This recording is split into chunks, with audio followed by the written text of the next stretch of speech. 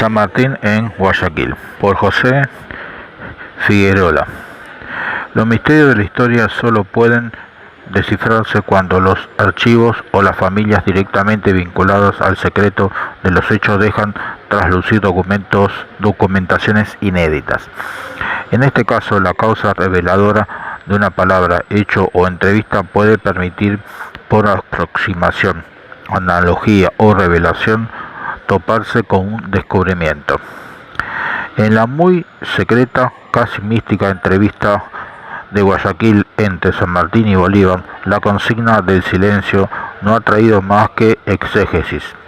Sin duda, de ellas pueden colegirse muchos criterios, pero el resumen revelador de lo pactado aparenta seguir siendo el misterio por antonomasia.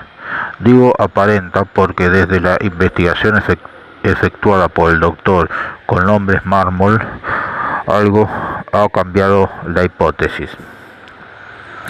Antes de abocarnos plenamente a ella, es importante indicar que don José de San Martín, noble progenitor de patrias americanas, superior defensor del honor de los pueblos, creador insuperable del ascetismo mítico de una empresa mayor en ideales que acciones, tuvo en su personalidad la trascendente misión de impulsar desde la noble causa libertadora luchas, empeños, destierros, derrotas, desazones, glorias permanentes que siempre alejaron, adrede y con plenitud de convicción insobornable, todo mezquino interés guerrero o humano que no se sujetara inconmovible a la nobilísima pasión que los inspiraba. Un convencido tenaz de su misión, un apasionado defensor de la unidad y la libertad, un draconiano defensor de las virtudes que desde un ejemplo fueron siempre un imperativo categórico jamás desmedido, sin ambiciones de poder, sin ansias de figuración ostentosa, sin otra perseverancia que la causa libertadora, renunció toda su vida a los fáciles honores, a las recompensas, al aspirar a ejercer fundaciones públicas que le reclamaban sus pueblos y generales. ¿Cuántas veces se le ofrece el poder? En Perú, luego cuando lo requiere el general Lavalle, y en tantas ocasiones más, pero la consigna de su alma está forjada en el estoicismo, en la plenitud del alma y en el sereno ejercicio de las virtudes cívico-republicanas. Veamos un modesto pantallazo sobre la tan mentada entrevista en Guayaquil. Prohombres de toda nuestra América han debatido el tema con argumentaciones, algunas válidas, aunque la mayoría asignada por la toma de posición en pro o en contra de uno u otro de los ejercicios protagonistas. Inclusive se ha caído en una especie de puja no real entre las virtudes de cada libertador, tratándose de demostrar un asidero de lógica cartesiana. Los elementos de la personalidad de ambos líderes libertarios, el tema nunca fue ese, no pasó por juicios de valor referidos a grandezas o mezquindades, personalistas, sino que, sin entrar en subjetivos malsanos, tuvo como substratum permanente todo lo que podríamos calificar de genética predeterminante, si mejor se quiere, de idiosincrasia, si bien paralela, diversas desde sus proveniencias o categorías formativas. Ello no va en desmedro ni del general José de San Martín ni del general Simón Bolívar. Hace a la historia de cada ser humano, en cuanto éste tiene en su totalidad como individuo razonante, capaz, pensador, imaginativo, creador, virtuoso, arrebatado, sobrio o impulsivo. Un tema que el historiador no debe soslayar es el motivo real de esta trascendente reunión en Guayaquil. Para nosotros, y siempre basados en la correspondencia sanmartiniana, el principal tema de la misma era considerar si Guayaquil iba o no a ser consultada, mejor dicho, incorporada regionalmente a Colombia, liberada por Bolívar, al Perú, liberado por San Martín. Domingo Faustino Sarmiento recibe de San Martín una misiva en la que afirma sin cortapieza: el objeto de mi visita era muy simple, desde luego la anexión de Guayaquil, que había dado lugar a desaveniencia, e inclusive escribe a Bolívar: dejemos que Guayaquil consulte su destino y medite sus intereses, para agregarse libremente a la sección que le convenga, porque tampoco puede quedar aislado sin perjuicio de ambos. Clarividencia política. No cabe duda que lo que estaba en juego por intereses exclusivamente políticos, los que nosotros denominamos incorporación regional de dicha ciudad astillera clave en la época, fuera al Perú o a Colombia, desafío que constituirá toda una definición de estrategia, ética y geopolítica para ambos estadistas. Para San Martín el tema era relevante, con connotaciones visionarias que su clarividencia política no dejaba de intuir, y necesitaba apoyaturas políticas que la distancia y la falta de rápidas comunicaciones le perjudicaban sus sólidas argumentaciones y su delicado trazado de tácticas de aproximación. Bien le constaba que Bolívar había señalado a Santander: debo decir a usted que solamente Guayaquil me da cuidado, pero Guayaquil por su cuidado puede envolvernos también en una o dos luchas con el Perú si las forzamos a reconocer a Colombia, o con el sur de Colombia si la dejamos independiente, triunfante e innecesaria e incendiaria con sus principios de egoísmo patrio. He prometido mandar tropas al Perú siempre que Guayaquil se someta y no nos dé más cuidado. Democráticamente se pensó en la convocatoria a un plebiscito, idea antisubjetiva que resolviera la jurisdicción político-administrativa de Guayaquil. Así le describió nuestro héroe a Bolívar: dejemos que Guayaquil consulte su destino y medite sus intereses, para agregarse libremente a la sección que le convenga. Típico razonamiento plebeyo libertador: primero la voz de su pueblo, luego la consiguiente instrumentación geopolítica. La idea expansionista implica peligros y ventajas. Poca duda cabe hoy si Ecuador se hubiera quedado dentro del área peruana. La voz libertadora más encumbrada pertenecía a San Martín. De hecho, Quito siempre reconoció la ciclópea tarea sanmartiniana en la gesta, pero eran necesarias decisiones no imperativas ni impopulares, y si bien el plebiscito programado no había sido efectuado, la presión lógica de Bolívar desde Colombia era imposible de desconocer.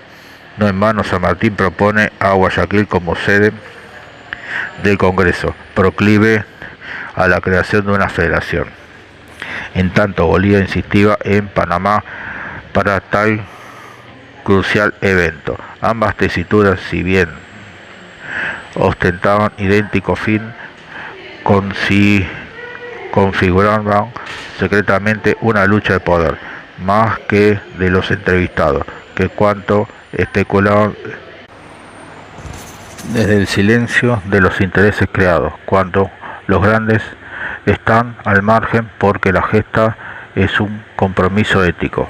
Los que medan solo esperan ostentaciones y prebendas, ajenos al estilo y cadencia implícitos en todo lo superior.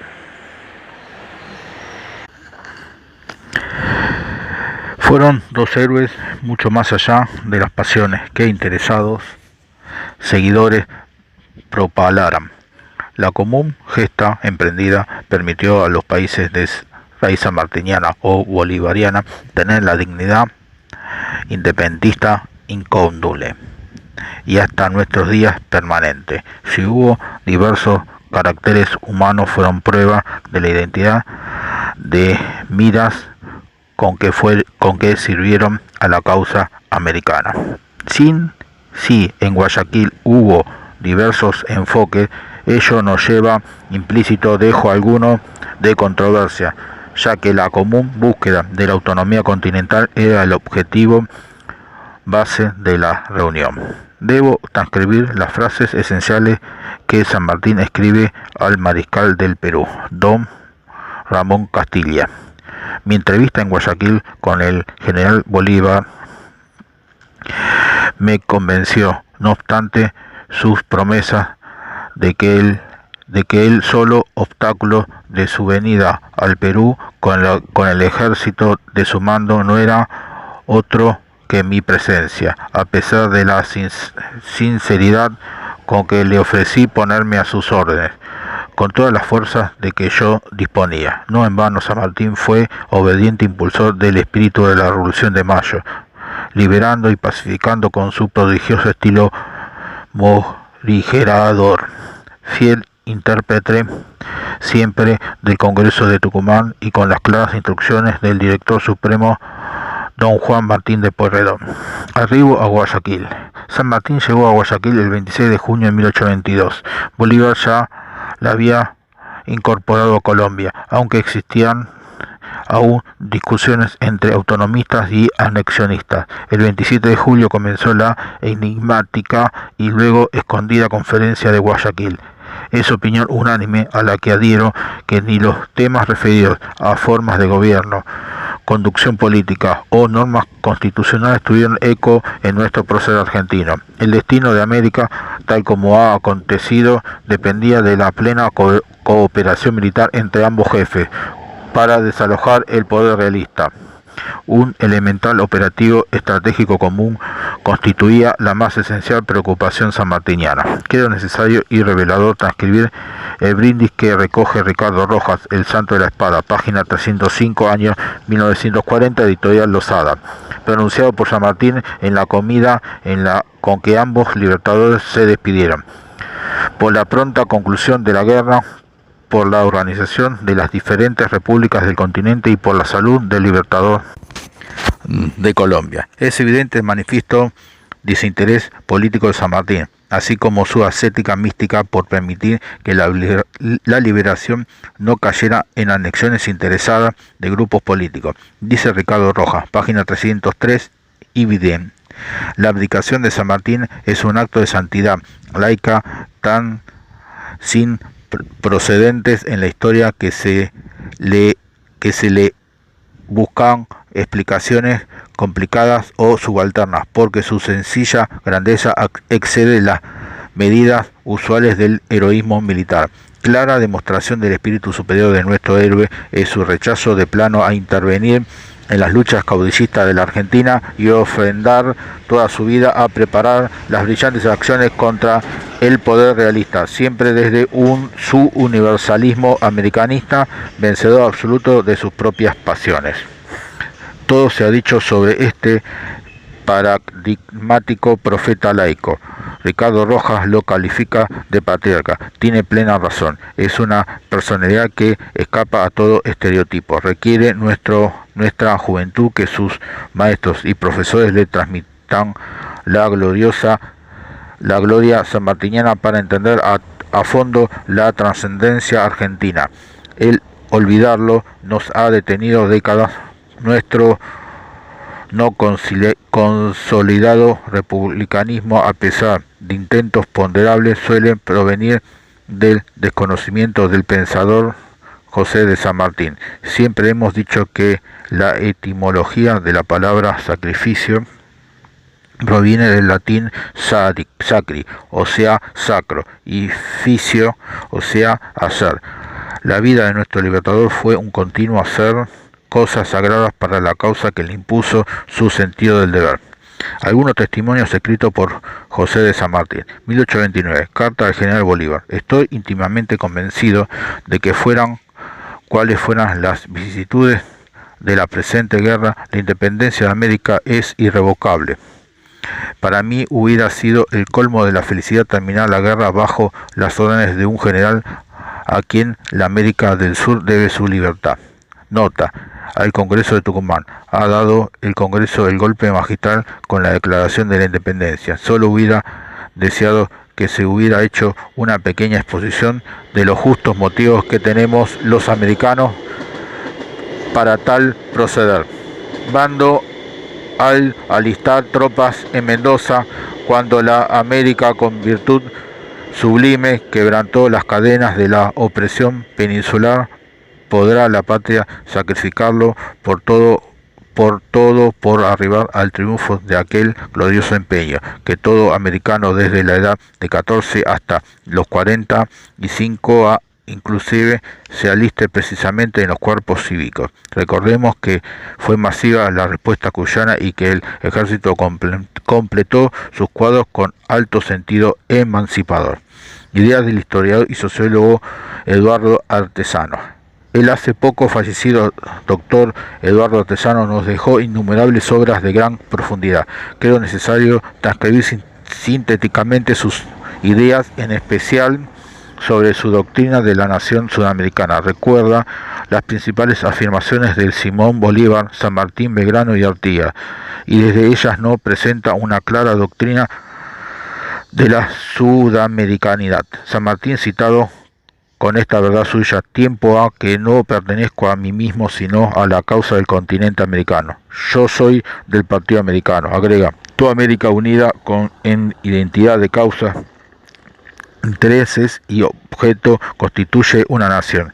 Esa afirmación sanmartiniana implica un sustancial elemento que Artesano rescata cuando dice: el diálogo cultural Oriente-Occidente debemos de gozarlo en sus grandes enfrentamientos: solidarismo o individualismo, tradición grecolatina y tradición indígena, religiosidad indiana o cristiana. La cultura ibérica se injertó en el tronco blando del nacionalismo sudamericano, cuando el hombre social y el hombre individual se compenetraron trabajosamente en un hombre nuevo. En esta etapa indo-hispana, y si se quiere indoamericana, hispanoamericana, iberoamericana o latinoamericana, según sean los valores que se privilegian en la elección del concepto, mirar entonces esta otra América desde el ángulo específico de la nación importa determinar otra vez sus formas de integración interna o independencia externa, y sus rasgos de territorio, idioma, religión, costumbres, tradición o modos de vida, que hacen al nuevo ser que aquí surge lentamente. Para Artesano, el cauce americano hacia la nacionalidad continental se vio de repente antepuesto a un nivel de civilización capitalista. En efecto, el autor señala que el cimiento de las naciones sudamericanas era un ser nacional solidarista. Por eso, las diversas concepciones de naciones por las que brega sin desmayo don José de San Martín, Artesano la califica de nación sudamericana, contrapuesta a la indoamericana, aunque reconociendo de pleno sus influencias positivas, y nombra sus características: A, nación criolla; B, nación mestiza; C, mezcla de lo incario y castellano. Los fieles al rey español intuían ya que estaban ante el jefe de los fieles a la patria sudamericana. Esta pasión sudamericana y latinoamericanista fue la existencia íntima del capitán de los Andes. La causa de la emancipación fue reclamo que le hacía su alma empapada de amor y fidelidad a la patria nativa. Nada torció su designio y fue inflexible consigo mismo. Tesis del historiador Eduardo Colombres Mármol. Es importante rescatar la polémica que produjo la publicación de una carta de cuya autenticidad hubo duda, que fue calificada como carta Lafon, que Gabriel Lafon publicó en Lucy en 1843, publicada luego como apéndice a un ensayo de Juan Bautista Alberdi.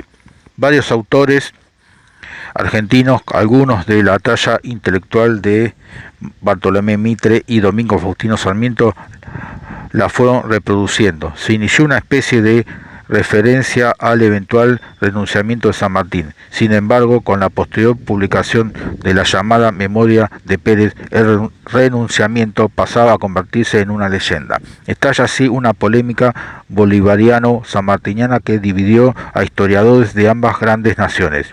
El meollo de todo fue la imposibilidad de Bolívar de acceder a la solicitud de San Martín para aumentar los pertrechos bélicos que pusieron inmediato fin a la guerra. El gesto del general de los Andes desde su honorable vida fue el de entregar su responsabilidad al héroe venezolano, demostrando al mundo hasta dónde llegaba su desinterés personal y su grandioso humanismo. Colombes Mármol inquiere sobre la verdad histórica, busca evitar la ambigüedad interpretativa, o sea, que sean los apasionamientos los que escondan hechos de tanta significación. La famosa carta de Lafon que transcribe nuestro Alberdi no es un fraude o apócrifo, sino que existe la serie presunción jure et jure que el general San Martín la redactó el 29 de agosto de 1822 y luego fue traducida en 1843 por autores europeos.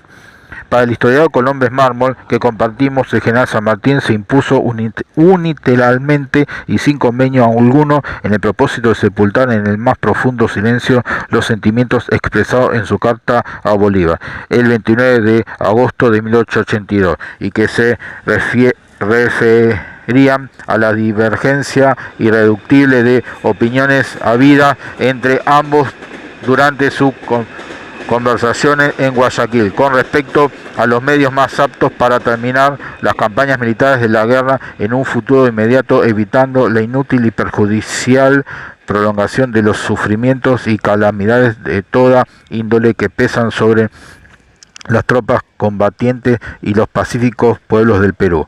Es notable el trabajo de este insigne historiador que simultáneamente rebate las inconcebibles versiones que pretendían la no existencia de esa carta del general San Martín en 1822 y agrega argumentando tesis y pruebas irrefutables de que la nobilísima actitud sanmartiniana fue, como venimos defendiendo, otro rasgo de su sublime alma categórica, de su idealismo inclaudicable, de sus virtudes innegables y de su hondura espiritual incomparable al común de los hombres. Ya lo dijimos, fue un elegido, aquí no cabe polémica alguna porque es poner en duda una integridad moral acrisolada.